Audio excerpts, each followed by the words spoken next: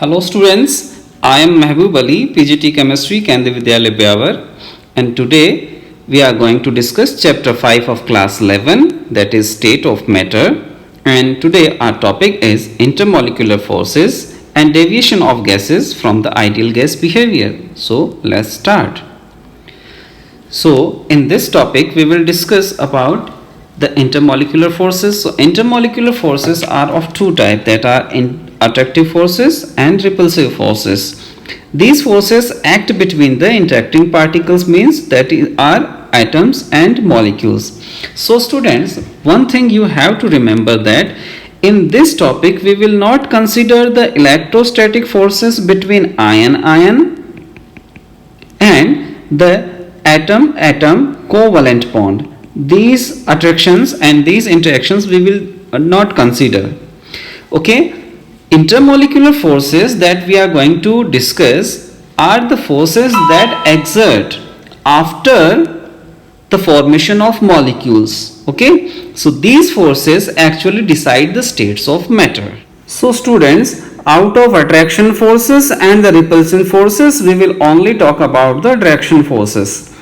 So the attractive intermolecular forces are known as van der Waals forces, and van der Waals forces are of following types. First is dispersion force or London force. Second is dipole attraction force. Third one is induced dipole force, attraction force. And fourth one is the hydrogen bond. Student, hydrogen bond actually is the special type of dipole attraction force. Okay, so we will discuss it here only. So dispersion force or the London force. Students, the London force, this name was given after the German physicist Fritz London. ये Fritz London ने first time इसको propose किया था, तो उन्हीं के name के base पर इसको लंदन फोर्स भी बोलते हैं. ये जो आपका लंदन फोर्स या डिस्पर्सन फोर्स है, ये हमको देखने को मिलता है नॉन पोलर मॉलिक्यूल्स के अंदर. Non polar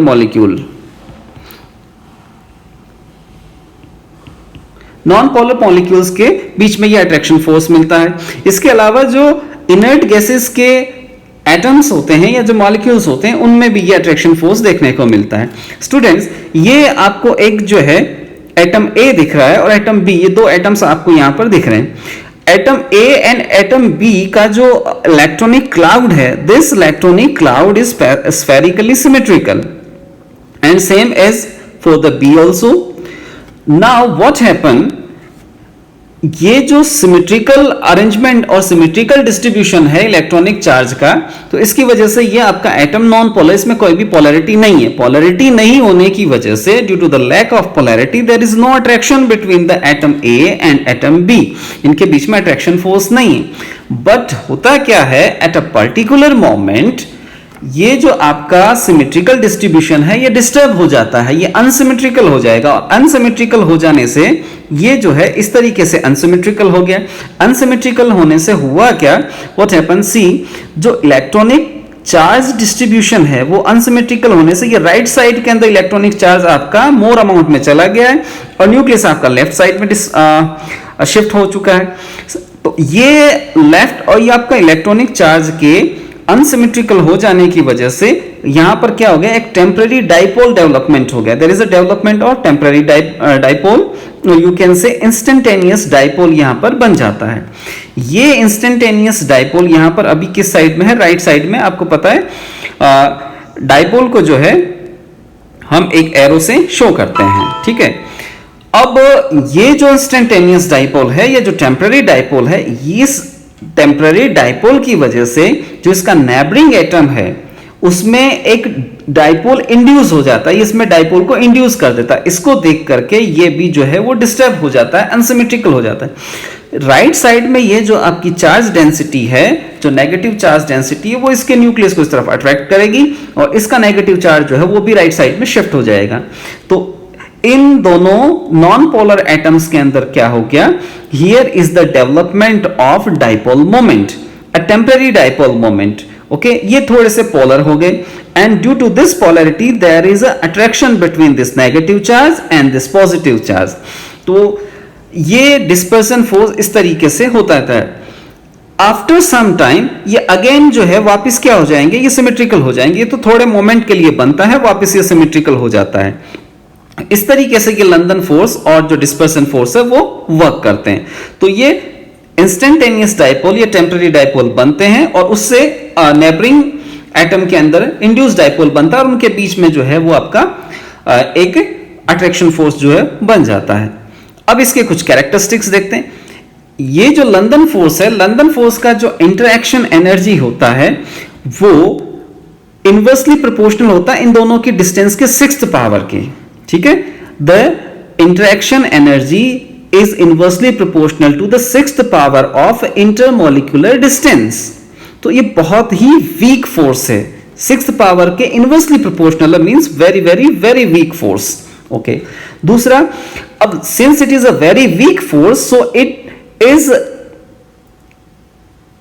applicable to short distances only, approximately for 500 picometre distance तक ही ये जो है वो इफेक्टिव होते हैं। इनका इफेक्टिव नेस जो है वो बहुत ही कम डिस्टेंस तक है, शॉर्ट रेंज के ये फोर्सेस हैं।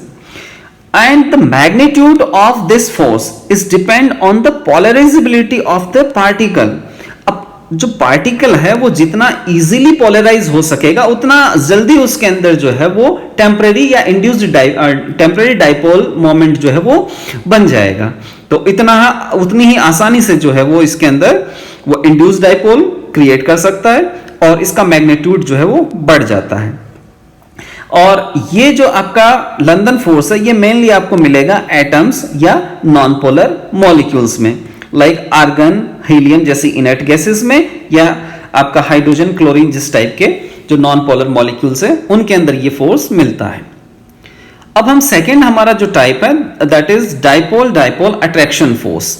सो डाइपोल डाइपोल अट्रैक्शन फोर्स ये इस टाइप के मॉलिक्यूल्स में मिलता है जो कि पोलर मॉलिक्यूल्स होते हैं, जो आपके पोलर मॉलिक्यूल्स हैं। पोलर मॉलिक्यूल्स जैसे कि आपका HCl है, HCl। अब HCl के अंदर क्या है, HCl में हाइड्रोजन एंड क्लोरीन की जो इलेक्ट्रोनेगेटिविटी है उनमें काफी डिफरेंस है। So due to the difference of the electronegativity there is a shifting of the charge density towards the towards the chlorine.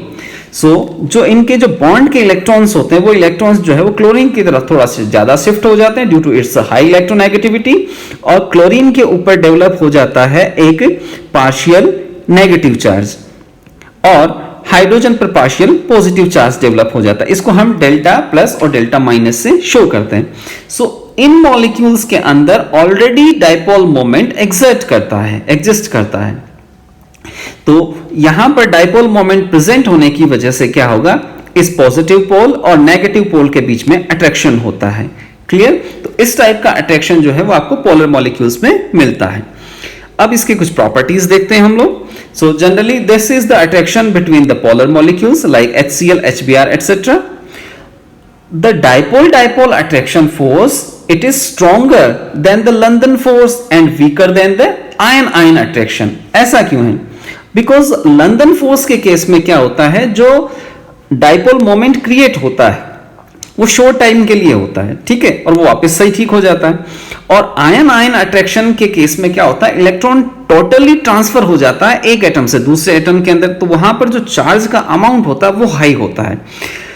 Dipole dipole interaction के केस में क्या होता है, यहां पर जो आपको ये चार्ज दिख रहा है ये यूनिट चार्ज से कम है, it is lesser than the unit charge.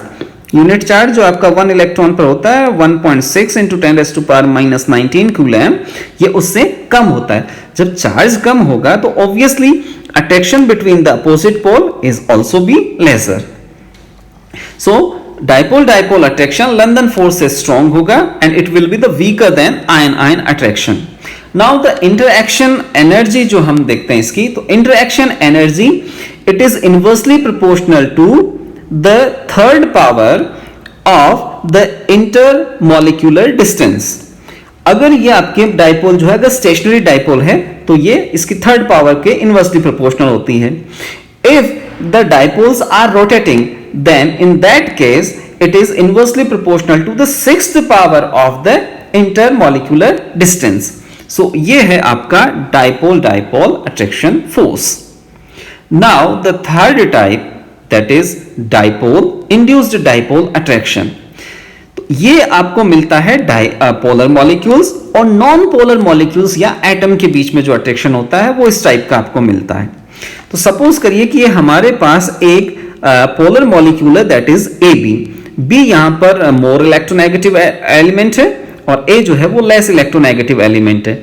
So B के ऊपर पार्शियल नेगेटिव चार्ज आता है और ए के ऊपर पार्शियल पॉजिटिव चार्ज आता है due to the shifting of bond electron towards B. B की तरफ जो है वो इलेक्ट्रॉन डेंसिटी ज्यादा शिफ्ट हो जाती है. तो इस पोलर मॉलिक्यूल में जो परमानेंट डाइपोल है, उस डाइपोल की वजह से क्या होगा, there is a induced dipole in a non polar molecule. ये जो पोलर मॉलिक्यूल है, ये इस नॉन पोलर मॉलिक्यूल को क्या कर देगा, इसको भी पोलराइज कर देगा. इसके अंदर भी जो है वो पोलरिटी क्रिएट कर देता है. सो ये नॉन पोलर मॉलिक्यूल जो है ये भी डाइपोल मोमेंट क्रिएट कर लेता है, ये भी पोलर हो जाता है. ठीक है. So there is a induced dipole in the polar molecule. Due to this induced dipole there is attraction between the polar molecule and this newly created dipole.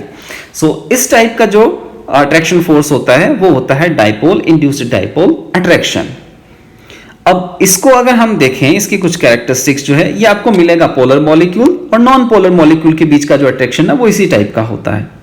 अब इंड्यूस्ड डाइपोल मोमेंट जो यहां पर create हुआ है, जो बना है, वो डिपेंड करता है, डायरेक्टली प्रोपोर्शनल होता है permanent dipole of the polar molecule. Polar molecule का जो डाइपोल मोमेंट वो जितना ज्यादा होगा, इंड्यूस्ड डाइपोल भी उतना ही ज्यादा होगा.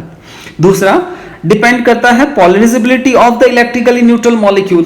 अब इलेक्ट्रिकली न्यूट्रल जो मॉलिक्यूल या ये हम जो यहां पर ये नॉन पोलर मॉलिक्यूल देख रहे हैं, ये जितना इजीली पोलराइज हो सकता है उतना इसके ऊपर क्या होगा, हाईली इंड्यूस्ड डाइपोल क्रिएट होगा. And the interaction energy of this attraction will be inversely proportional to the sixth power of intermolecular forces.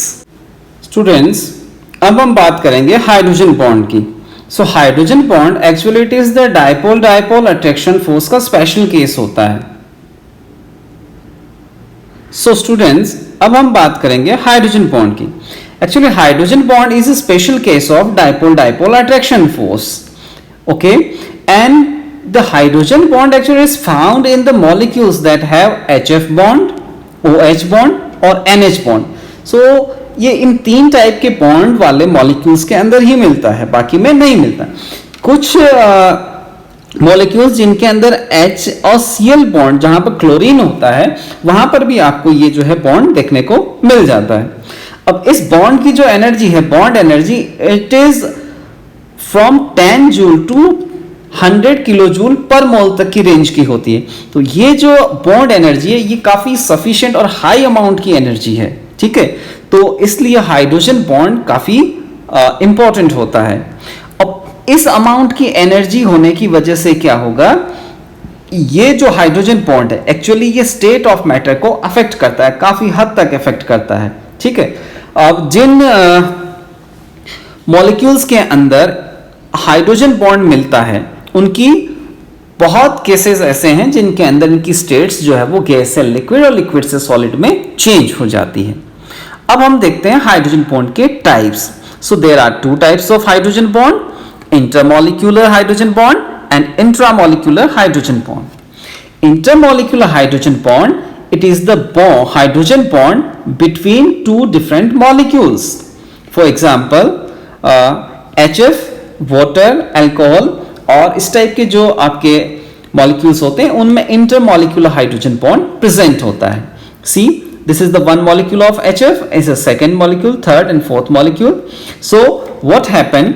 Hydrogen और फ्लोरीन के बीच का जो बॉन्ड है, तो इनकी इलेक्ट्रोनेगेटिविटी के डिफरेंस की वजह से क्या होगा, there is a partial positive charge on hydrogen and partial negative charge on the fluorine, and similarly it is developed for all the molecules.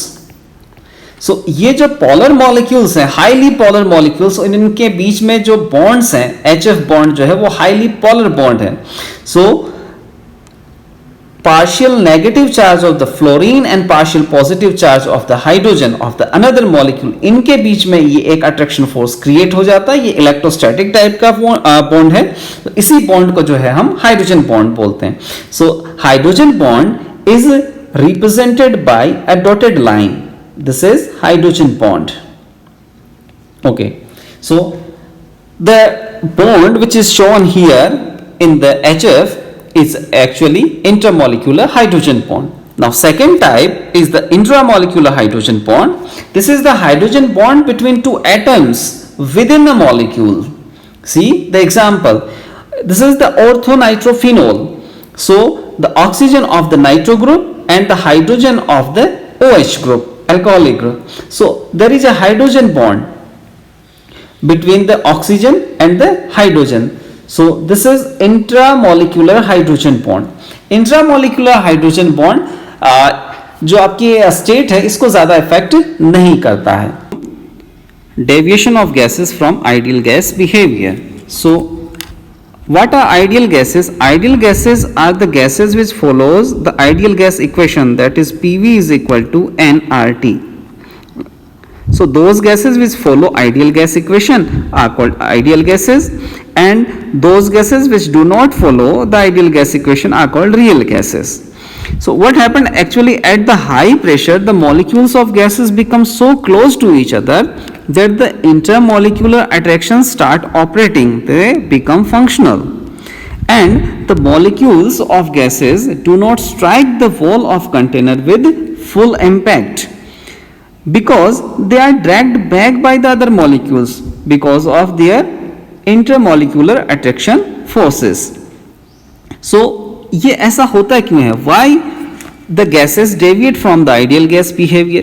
Because the two assumptions that were assumed in the kinetic molecular theory of the gases, that is no force of attraction between the molecules of gases, and volume of molecules of a gas is negligibly small in comparison to the space occupied by a gas. So these two assumptions become invalid, but at low pressure they are valid, but at high pressure these assumptions become invalid, because at high pressure the force of attraction becomes significant as well as the volume of molecules also becomes significant. So to correct these two terms, there is a correction in the ideal gas equation, the pressure term and the volume term. The pressure term is corrected by an square divided by v square, and volume term is corrected by nb. So a new equation arises that is called van der Waals equation. So real gases actually follow van der Waals equation, they do not follow ideal gas equation, they get deviated from the ideal gas behavior. So ये ideal gas behavior से deviation होता क्या है actually?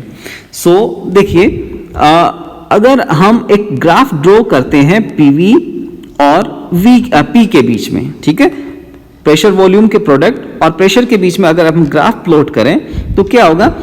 Ideal gas के case में क्या होगा? Whatever the pressure is, जो इसका पीवी प्रोडक्ट है वो कांस्टेंट रहेगा. As we rise the pressure the volume get decreased and the product get remain constant, product remain constant. Whatever the pressure, the product remain constant, product of P and V remain constant. But in case of real gases, what happen? See, helium shows the positive deviation from PV, means जो volume जितना pressure increase करने पर reduce होना चाहिए था उतना reduce नहीं हो रहा है. In case of hydrogen it also shows the positive deviation, but in case of carbon monoxide and methane ये डिफरेंट टाइप का पैटर्न शो करती है. यहां पर क्या होता है, जैसे हम प्रेशर इंक्रीज करते हैं पहले पीवी का जो वैल्यू है वो डिक्रीज होने लगता है, then it reaches to a minimum, and उसके बाद भी अगर हम प्रेशर इंक्रीज करते जाते हैं तो ये आपका पीवी का वैल्यू जो है वो इंक्रीज होता जाता है and it cross the ideal gas curve and again it shows the positive deviation. So इस तरीके से ये जो रियल गैसेस है ये आइडियल गैस बिहेवियर से डेविएशन शो कर रही. अब यहां पर अगर आप देखेंगे तो हायर प्रेशर के केस में, चाहे वो हाइड्रोजन हो, हीलियम हो, मीथेन हो, या फिर आपका कार्बन मोनोऑक्साइड हो, what ever the gas is, all the gases shows positive deviation from the ideal gas behavior at high pressure. High pressure पर सभी आइडियल गैस बिहेवियर से पॉजिटिव डेविएशन शो कर रहे हैं. मीन्स प्रेशर इंक्रीज करने पर जितना वॉल्यूम आपका डिक्रीज होना चाहिए उतना डिक्रीज नहीं हो रहा है. ओके, इसको दूसरे तरीके से यहां पर देखते हैं. ये प्रेशर और वॉल्यूम कर्व है आपका, जो कि हम बॉयल्स लॉ के केस के अंदर इसको ड्रॉ करते हैं. सो आइडियल गैस और रियल गैस के केस में देखिए, जो रियल गैस का कर्व है वो आइडियल गैस से थोड़ा ज्यादा आगे की तरफ आ रहा है. So if we see the volume of real gas at a particular pressure, see this is the at this particular pressure the volume of real gas is this much, and the volume that is calculated from the ideal gas law, ideal gas equation, is this much. So volume of the real gas is higher than that is calculated from the ideal gas equation. So इस तरीके से ये आपका deviation show करता है. तो means इसका ये आपका मतलब निकलता है कि volume that should be decreased on increasing pressure is not decreased by that percentage. Now अब ये जो डेविएशन है, deviation from ideal gas behaviour, इसको हम कंप्रेसिबिलिटी फैक्टर से भी एक्सप्रेस कर सकते हैं. Compressibility factor Z, what is it?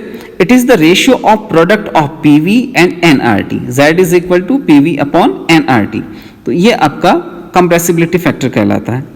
So for ideal gas, value of compressibility factor is always unity, whatever the temperature and pressure. Okay, इसका value जो है वो यूनिटी ही रहेगा. But for real gases it is not unity. ये या तो कम होगा इससे या ज्यादा होता है. कंप्रेसिबिलिटी फैक्टर Z को अगर हम P के वर्सेस में प्लॉट करते हैं तो इस टाइप का ग्राफ शो होता है.